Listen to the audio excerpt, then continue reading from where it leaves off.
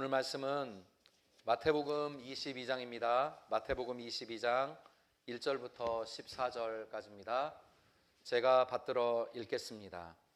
예수께서 다시 비유로 대답하여 이르시되 천국은 마치 자기 아들을 위하여 혼인잔치를 베푼 어떤 임금과 같으니 그 종들을 보내어 그 청한 사람들을 혼인잔치에 오라 하였더니 오기를 싫어하거늘 다시 다른 종들을 보내며 이르되 청한 사람들에게 이르기를 내가 오찬을 준비하되 나의 소와 살진 짐승을 잡고 모든 것을 갖추었으니 혼인잔치에 오소서 하라 하였더니 그들이 돌아보지도 않고 한 사람은 자기 밭으로 한 사람은 자기 사업하러 가고 그 남은 자들은 종들을 잡아 모욕하고 죽이니 임금이 노하여 군대를 보내어 그 살인한 자들을 진멸하고 그 동네를 불사르고 이에 종들에게 이르되 혼인잔치는 준비되었으나 청한 사람들은 합당하지 아니하니 내 거리 길에 가서 사람을 만나는 대로 혼인잔치에 청하여 오라 한대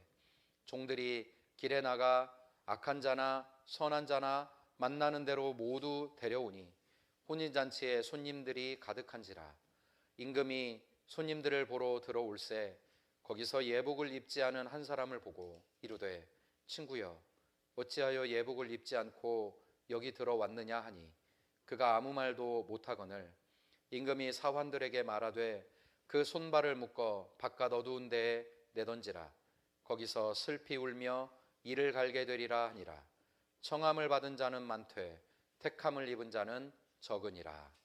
아멘. 네, 어린 시절 방학 날짜를 알게 되면 그날이 그렇게 기다려졌습니다. 요즘은 홈페이지마다 언제 방학을 하는지가 이미 다 있어서 학기 초부터 다 알겠지만 제가 다니던 때는 방학 날짜를 아는 게 굉장히 큰 뉴스였습니다. 반장이나 주번이나 아니면 똘망한 어떤 친구가 야 언제 방학한대 그러면 온 교실에서 와 이러고 이제 그때부터 날을 셉니다. 언제 방학 오나? 언제 방학 되나? 매일매일 학교를 걸어가는 그 걸음이 와 언제 방학 오나? 방학 오면 뭐 하지? 이런 생각을 합니다. 그런데 방학은 길지 않습니다. 개학이 이제 또 되면 이제 또 한 열흘쯤부터 하루하루가 그렇게 또 낙심이 됩니다. 왜냐하면 일기가 밀려있기 때문이죠. 탐구 생활도 못 풀고 그림도 안 그리고 뭐 식물 채집 이런 거 이렇게 많이 해오라고 했는데 어디 가서 또 식물 채집 해야 되나 막 뿌리채 뽑고 흔들고 씻어서 막 언제 말리고 난리도 아니고 그렇게 하루하루를 분주하게 보내는데 우리 어머니 아버지는 도와줄 생각도 안 하고 맨날 그러게 막 하면서 이제 또 혼납니다. 그러니 개학 날짜가 기다려질 리가 없죠. 생각만 해도 끔찍합니다. 숙제 이제 안 해가면 선생님이 또 탐구 생활 안 한 녀석 나와 해가지고 또 온다고 그럼 나가서 온다고 일기 안 사람 나와 그럼 또 나가서 또 네. 그러니 개학이 기다려지겠습니까? 성도 여러분, 하루하루 우리가 신앙생활을 하는데 하나님을 우리가 만나게 되겠죠. 그날에 여러분은 어떤 기분이신가요? 방학을 기다리십니까? 아니면 개학을 기다리는 마음이십니까? 예수님은 오늘 말씀에서 우리에게 천국은 마치 자기 아들을 위하여 혼인잔치를 베푼 어떤 임금과 같다고 했습니다. 혼인잔치를 준비하는 이 왕, 얼마나 기쁠까요? 천국은 마치 그런 곳이라고 예수님이 말씀하십니다. 그러니 예수님은 우리에게 분명하게 우리에게 말씀하실 때 나에게 오는 그날 방학을 맞는 날처럼 기다리고 사모하고 기뻐해라고 말씀하셨습니다. 그런데 우리는 그렇게 주님을 만나는 날을 축제 같은 모습으로 기다리고 있나요? 주님을 믿는 삶 속에 우리는 정말 늘 기쁘고 늘 즐겁고 늘 기다려지고 언제 주님 앞에 우린 다시 설까? 그날을 생각하며 살고 있나요? 왜 우린 그렇게 살아야 할까? 왜 그날은 기쁨일까? 성경은 우리에게 이 비유를 통해 두 가지를 말씀하십니다. 첫 번째로 우리가 그날을 기대하고 기뻐할 수 있는 이유는 아들을 혼인시키기 위해 기뻐하는 그 아버지가 우리를 위해 좋은 것을 열심히 준비하고 있기 때문입니다. 천국은 하나님이 혼인잔치를 준비하고 있습니다. 초청받은 사람들의 태도와 상관없이 임금은 가장 좋은 것을 준비하고 최선의 것을 준비하고 있습니다. 얼마나 감사한 일인가요? 하나님의 잔치는 자기 아들을 위한 잔치입니다. 죽기까지 순종한 자기 아들. 이는 내 사랑하는 아들이요 내 사랑하는 자다. 하나님께서 그렇게 이 세상에 몇 번이나 말씀하시며 증거하셨던 가장 사랑하는 그 아들을 위한 잔치입니다. 그리고 그 아들을 위해 잔치하는 것이니 얼마나 좋은 것을 준비하고 얼마나 성대한 잔치를 준비하고 있겠습니까? 근데 여러분, 그 잔치에 우리를 어떻게 하셨다고요? 초대하셨다고요. 초대하셨다고요. 그 하나님은 우리에게 장부를 들고 있어서 착한 일 몇 개 한 사람 나와, 그 다음 몇 개 나와, 이렇게 심판하고 때리고 벌 주려고 기다리시는 게 아니라 자기 아들의 성대한 잔치에 들어오도록 우리를 초대하셨습니다. 가장 의미 있는 잔치에 초대받은 이 사람은 가장 주인에게, 임금에게 어떤 사람입니까? 아들 못지않게 소중한 사람들입니다. 가치 있는 사람을 하나님께서 소중하게 여기고 초대하기에 우리가 감사한 일이죠. 근데 그 우리에게 대충 아무거나 그냥 있는 대로, 그냥 아니면 행한 대로, 선물 갖고 온 대로 그 사람들의 뭐 높고 낮음을 따지고 무게, 선물의 부피를 따져서 조금 가지고 온 사람은 조금 주고 많이 가져온 사람 많이 주고 차별하는 이런 잔치가 아닙니다. 하나님은 가장 좋은 것을 준비하고 있습니다. 우리가 어떤 것을 하나님 앞에 가지고 나아가느냐와 상관없이 당신이 초대하는 사람들에게 가장 좋은 것을 주려고 이 잔치를 준비하고 있습니다. 여러분, 이 말씀에서요, 예수님은 우리에게 어떤 사람이 이 초대받을 자격이 있는 사람이냐라고 말씀하지 않습니다. 그냥 하늘 아버지가 초대했다고 말합니다. 그러니까 이 하나님이 누군가를 초대하는 기준은 영원히 신비로움 속에 감춰져 있습니다. 나타나지 않습니다. 우리가 모릅니다. 도대체 하나님이 무슨 기준을 가지고 우리를 초대하시는가? 뭘 보고 우리를 그렇게 귀하게 여기셨는가? 그건 신비 속에 감춰져 있습니다. 근데 우리가 보기엔 너무나도 형편없는데 하나님은 우리를 그렇게 소중하게 여겨서 가장 귀한 잔치를 준비합니다. 자격이 우리를 귀하게 만들지 않습니다.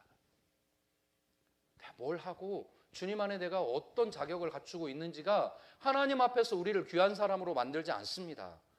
저는 저의 부모님에게 세상 누구보다 소중한 자식이었습니다.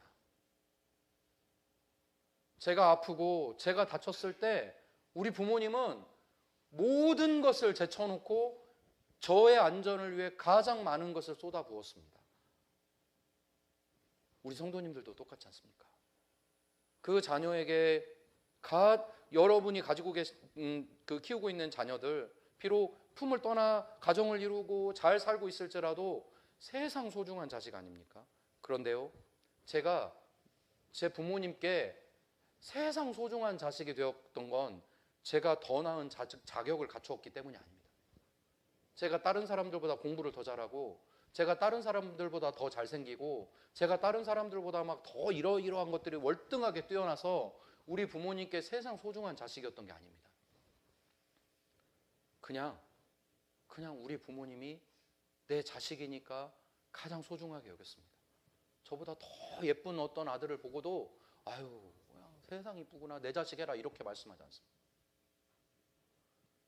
저를 보며 가장 이뻐하셨고 가장 귀하게 여기셨고 가장 소중히 여겼습니다. 가장 좋은 것을 정말로 아껴서 주고 또 주고 주셔도 아끼지 않으셨습니다. 당신은 좋은 옷 안 입어도 아들 뭐 하나 해야 되겠다고 하면 그거 돈 아껴가지고 해주는 기쁨이 우리 어머니, 우리 아버지에게 있었습니다. 세상 소중한 자식은 그런 의미입니다. 하나님이 우리를 그렇게 기다리시고 맞아주신다는 겁니다. 하나님 앞에 우리는 세상 소중한 자식입니다. 가장 귀한 것을 그래서 주려고 하시는 겁니다.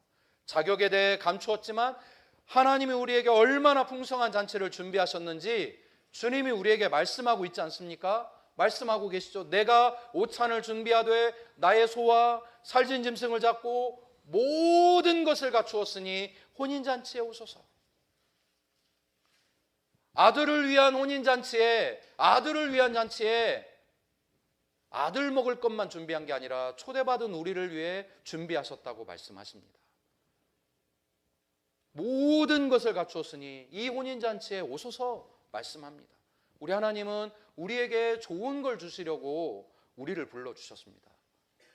예수님은 우리에게 생명 주시고 더 풍성하게 하려고 오셨다고 하지 않았습니까?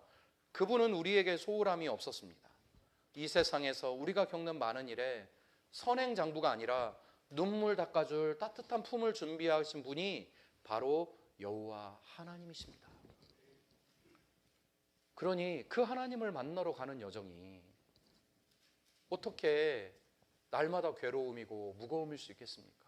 성도 여러분, 오늘 이 자리에 우리가 함께 예배하고 있습니다. 우리에게 귀를 기울이시는 하나님께 여러분 드릴 말씀 없습니까? 라고 마음의 예배 때 질문했습니다. 많은 말을 할 수 있겠죠.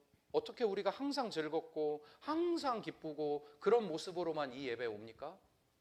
그러지 못해도 그러면 내 마음 슬프고 짜증나고 힘들면 예배 안 나와도 됩니까? 아니죠. 그래도 나옵니다. 왜 나옵니까?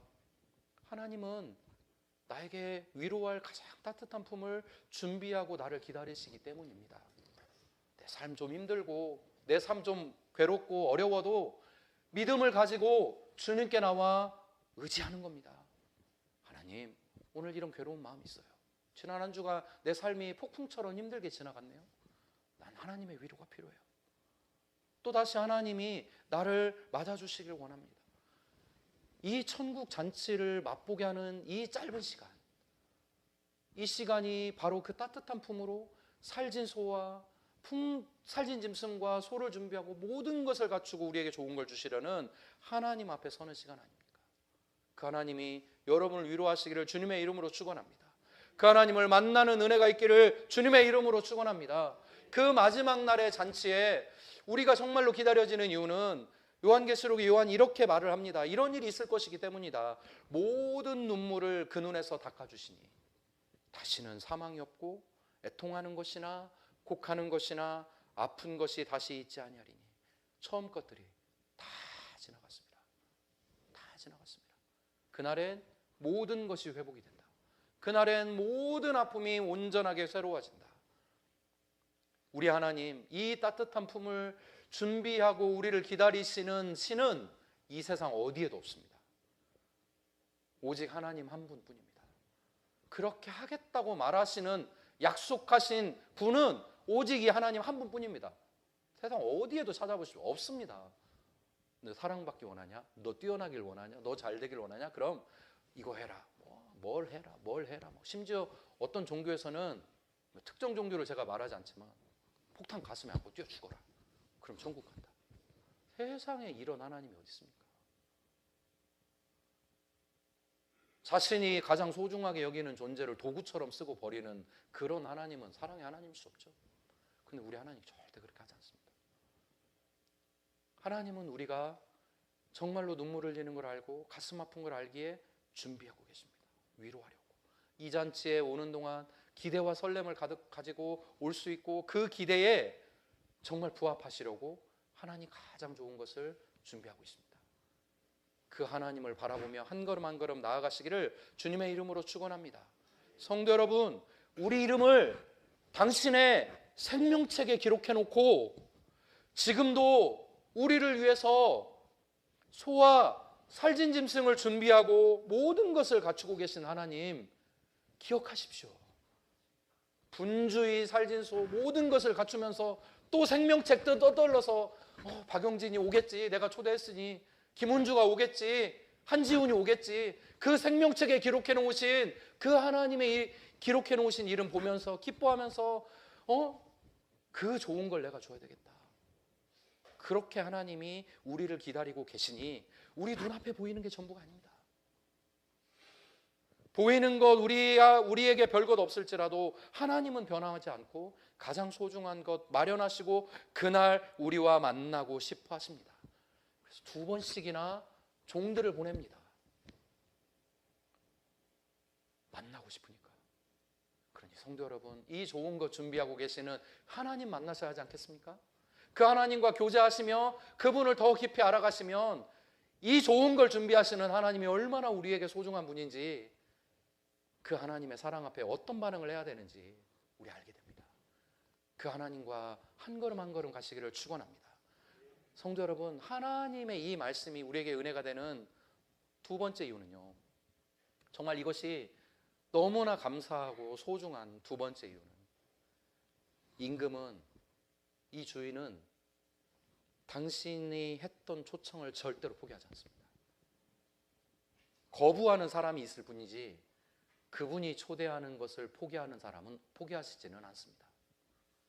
모든 사람에게 이 초대는 열리게 됩니다.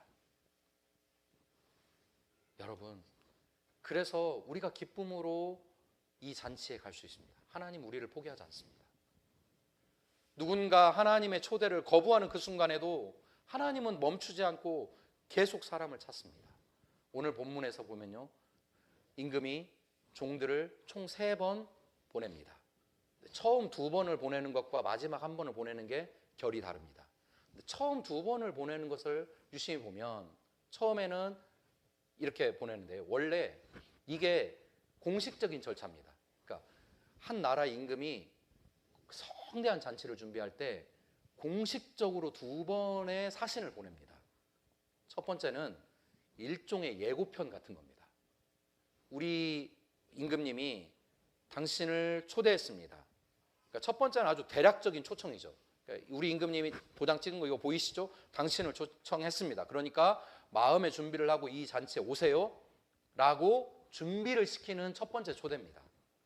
그렇게 초대를 했는데 그 다음에 4절에 있는 2번째 초대는 구체적인 일정을 이제 알리는 겁니다. 첫 번째는 우리 임금님이 당신을 초대합니다. 그러니 준비하세요. 기쁨으로 오시길 바랍니다. 하고, 우리처럼 이렇게 막 금방 준비할 수 있는 게 아니니까 최소 1년 이상의 시간이 걸리기 때문에 어느 정도 이제 준비가 갖추어지고 이 정도 하면 되겠다고 생각하는 그날을 준비해서 2번째 종들을 보내고 일정을 정확하게 알리는 겁니다. 우리 주인이 언제 몇 월 며칠 몇 시에 잔치를 시작하려고 합니다. 그러니 꼭 오십시오라고 이제 확정을 받는 겁니다.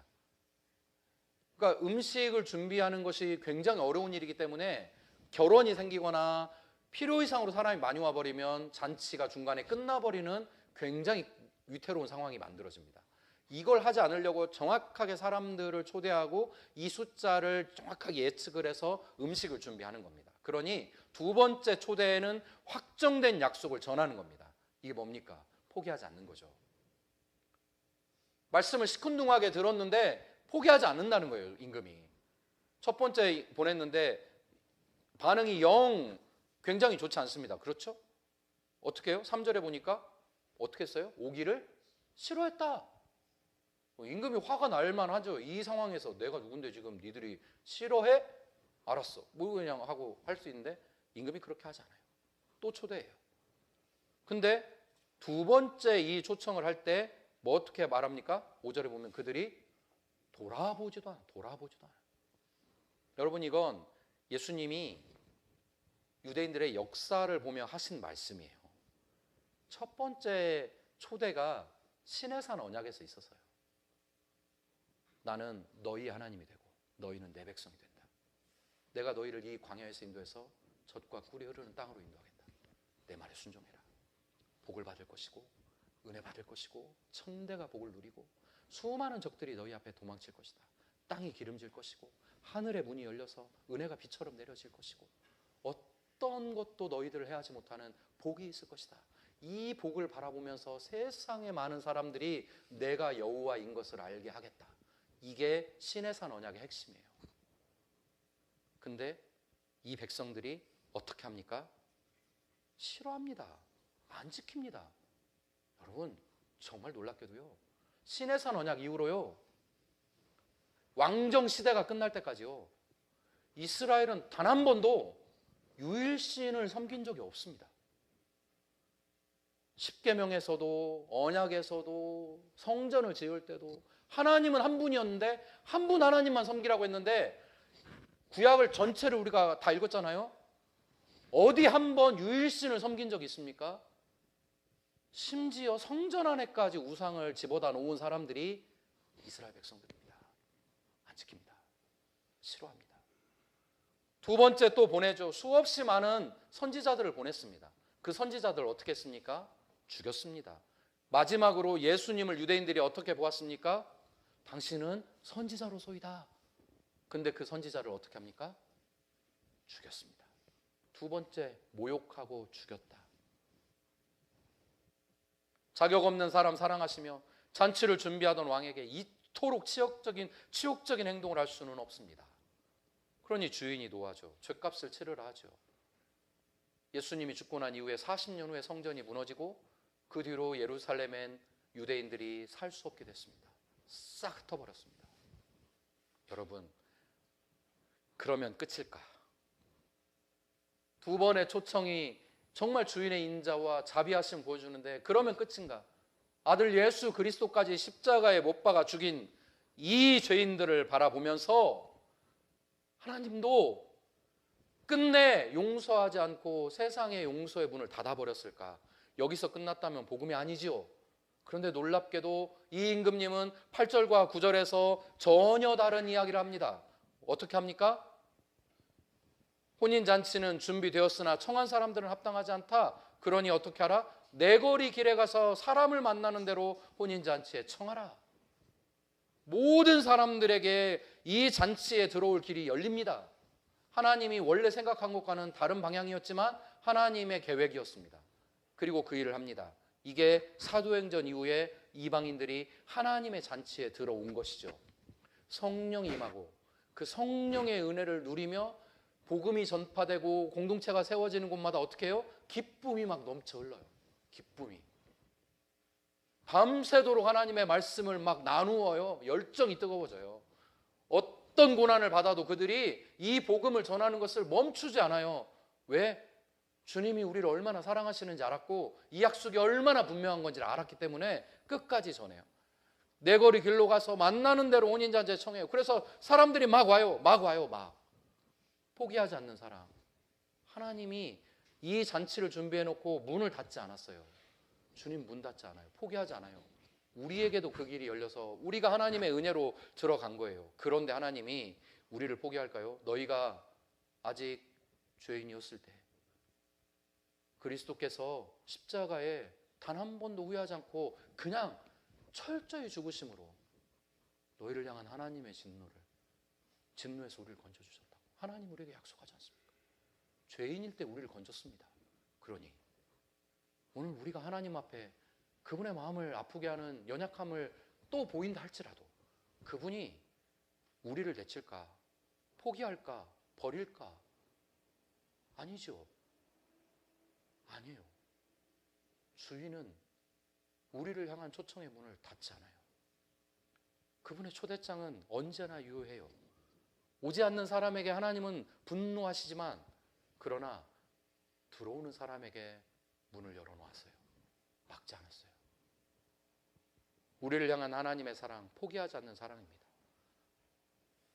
누가복음 15장에 잃어버린 탕자, 그 집 나간 둘째 아들 끝까지 기다리는 하나님의 사랑.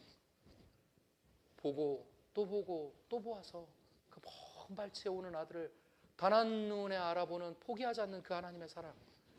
그게 이 잔치를 준비하시는 하나님의 마음입니다.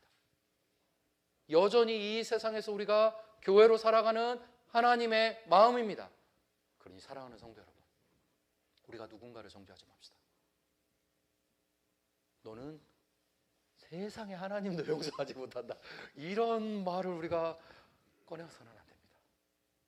하나님 포기하지 않았으니까요. 그리고 우리도 그 포기하지 않은 길로 나아가기를 원합니다. 주님께 돌아오며 우리에게 늘 기다리고 계시는 은혜의 자리로 돌아옵시다. 내가 너무 잘못한 게 많아서 난 못 돌아갈 것 같아 라고 생각한다면 여러분 그걸 하나님 오해하신 겁니다. 모든 길을 열어놓고 초대를 후회하지 않습니다. 다 오라고, 다 와라. 그러니 그 안에 들어온 사람을 보니 악한 사람도 있고 선한 사람도 있더라. 얼마나 그분이 놀라운 자비하심으로 이 초대를 했는지를 우리가 알 수 있겠죠. 그래서 많은 사람들이 들어와 있습니다. 네, 여러분, 이 말씀에 이야기의 결론을 내리려고 합니다. 주님은 우리에게 가장 좋은 걸 준비하고 계시고요, 우리를 향한 그 초대 문을 닫지 않으셨습니다. 우리 인생이 끝나는 그날까지, 하나님 앞에 서는 그 순간까지 하나님이 절대 우리를 포기하지 않을 겁니다. 그게 하나님 사랑인데요. 그래서 이 작은 공동체 안에 그 초대를 받은 사람들이 함께 있습니다. 그 다음엔 여러분에게 드린 두 번째 질문에 응답해야 됩니다. 여러분에게 제가 어떤 질문을 드렸습니까? 천국잔치에 참여하기를 바랍니다. 포기하지 않습니다. 그 하나님의 초대에 어떻게 응답하고 있습니까? 세 가지 반응이 나올 것 같습니다. 첫 번째는 싫어했다. 싫어한 사람이 있죠? 관심 없어요. 하나님 초대 따위 관심 없어요. 내 인생 괜찮아. 나 행복하게 잘 살고 내가 원하고 계획하는 대로 나 살 수 있을 것 같아. 그렇게 생각하시는 분들이 있을 겁니다. 어떻게 해야 되는가? 영적인 것에 관심 없는데, 그냥 나 하고 싶은 대로 살고 싶은데. 두 번째는 초대에 응답하고 싶은데 어떻게 하면 구원을 깨닫고 즐겁게 신앙생활하는 게 가능하지? 이 두 번째 의문에 들어와 있는 사람들도 있을 겁니다. 하나님 초대에 관심 있지만 어떻게 응답해야 될지 잘 모르겠다. 신앙생활이라는 게 막 매일 뭘 하지 말아라 막 이런 거 같고 힘들고 뭐 그래 보인다. 교회 가봐야 뭐 다 똑같아 보이고 그런다. 세 번째는 하나님의 이 초대를 진짜로 마음으로 기쁨으로 받아들이고 그 마지막 때를 준비하며 열심히 살아가는 사람들이 있습니다. 이 세 부류의 사람들이 오늘 이곳에 다 함께 있을지 모릅니다. 상관없습니다. 이 세 분들에게 각각의 말씀을 전하고 바치려 합니다. 첫 번째로, 말씀에 관심 없는 분들에게 제가 드릴 수 있는 말씀은, 우리 공동체 또 저 여러분과 함께 이 길을 평생 친구처럼 곁에 있겠습니다. 제가 드릴 수 있는 유일한 말입니다. 하나님 포기하지 않았으니 저도 그렇습니다. 우리 공동체도 그렇습니다. 그러나 여러분이 관심 없으면 친구로 옆에 있겠습니다. 언제든 여러분이 기도가 필요한 그 순간에 기도하겠습니다. 10년이든 20년이든 여러분 곁에서 같이 인생의 길을 걷겠습니다. 어느 순간 반드시 질문하게 될 겁니다. 왜 내 인생은 이렇지? 왜 난 저 사람처럼 기쁘게 살지 못하지? 그때 우리 마음의 소망에 관한 이유를 친구로 따뜻하게 전하겠습니다. 여러분이 가시는 그 길이 정말로 복이 되는 길이 되기를 바라고 하나님의 은혜의 길이 되기를 바라지만 그렇게 잘 안 될 겁니다.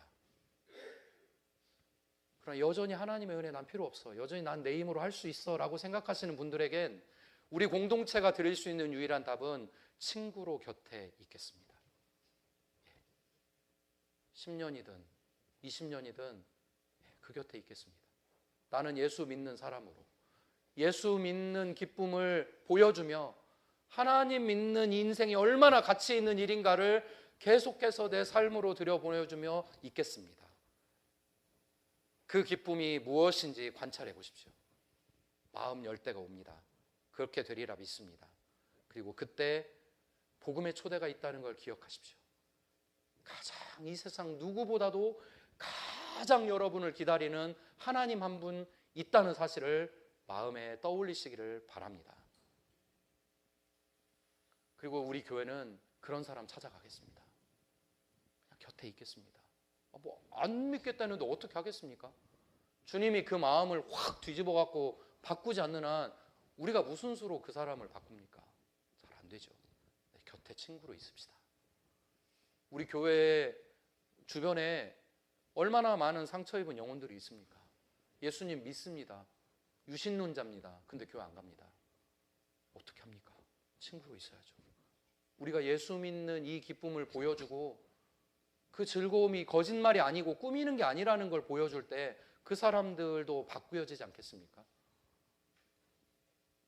두 번째로, 관심은 있지만 영적인 일에 하나님 초대에 관심이 있는데 잘 모르겠다. 어떻게 응답해야 되는 건지, 구원이 뭐고 신앙생활이 뭐고 이게 왜 기쁘다고 하는 건지 이거 잘 모르겠다.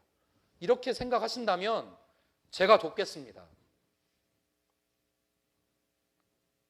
같이 하고 있는 이 풍성한 삶의 시리즈는 그런 분들과 마음 열고 진실하게 대화할 수 있도록 하는 프로그램입니다. 여러분, 이거 수료해가지고 수료증 하나 받는다고 구원받고 안 받고 이거 중요한 거 아닙니다. 그거 하나도 중요하지 않습니다.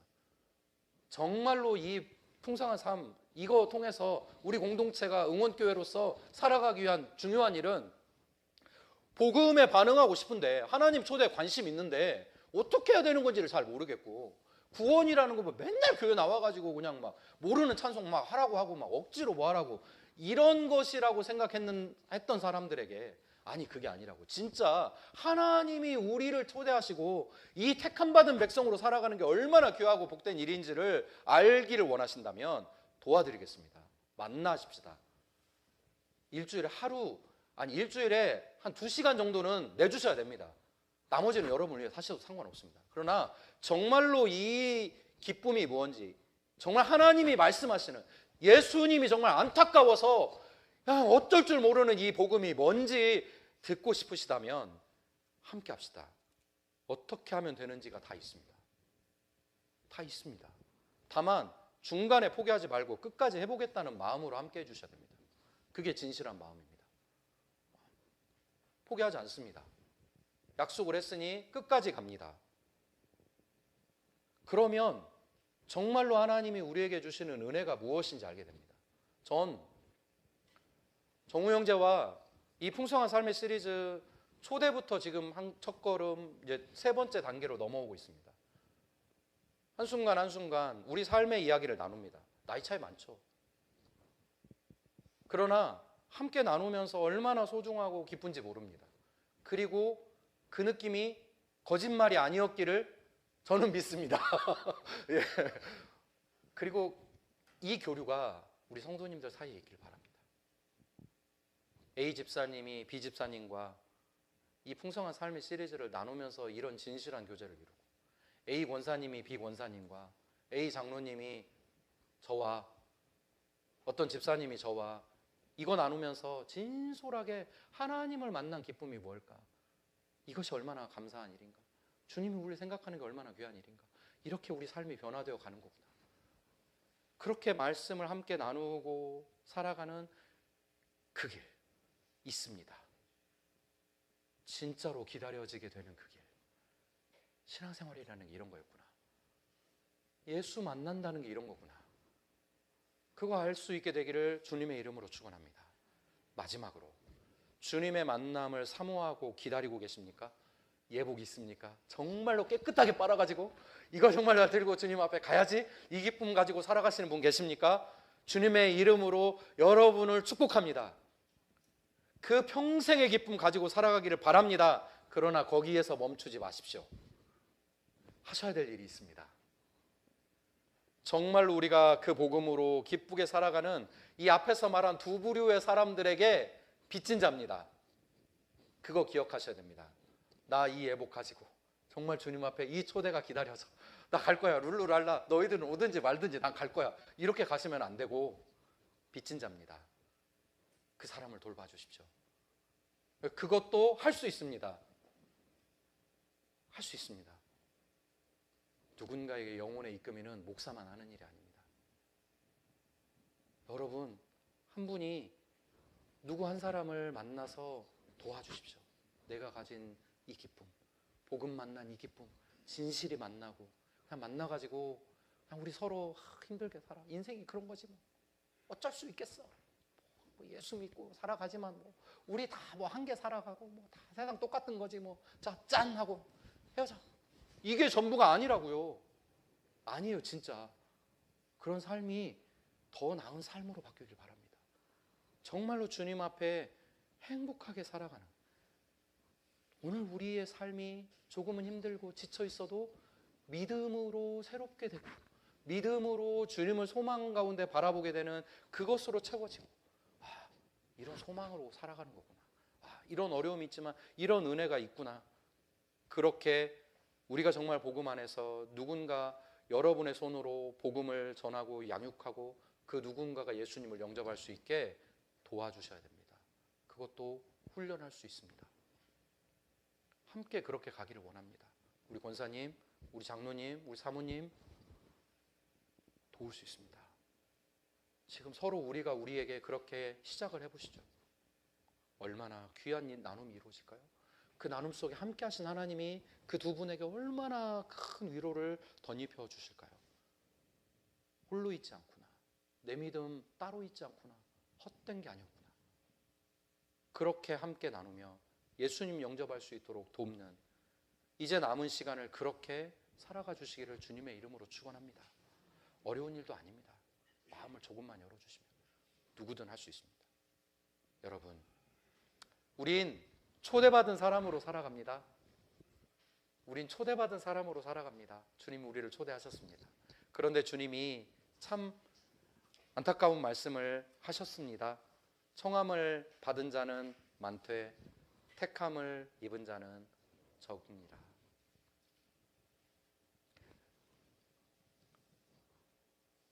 지금 이 초대에 응답한다면 우리가 입어야 할 삶의 옷이 있습니다. 그 초대에 응답하시고 주님을 믿고 그 나라 잔치를 기다리는 삶이 되기를 바랍니다. 그리고 이 잔치 나 혼자 가는 길 힘들 수 있으니까 함께 갑시다. 우리 모두가 그 길의 동역자 아닙니까? 동행하며 살아가지 않습니까? 연약한 사람들 복음을 듣고 싶은데 이거 반응을 어떻게 해야 되는 건지 너무 안타깝게 이 말씀 듣지 않고 관심 없게 살아가는 분들이 자기 힘으로 살아가면 머지않아 소진할 게 너무 뻔히 보이는데 그분들 도와야 하지 않겠습니까? 그리고 이 초대받은 모두가 택함받은 하나님의 사람으로 온전히 설 수 있기를, 그날 그리스도의 신부로 그 옆에 설 수 있기를 주님의 이름으로 축원합니다.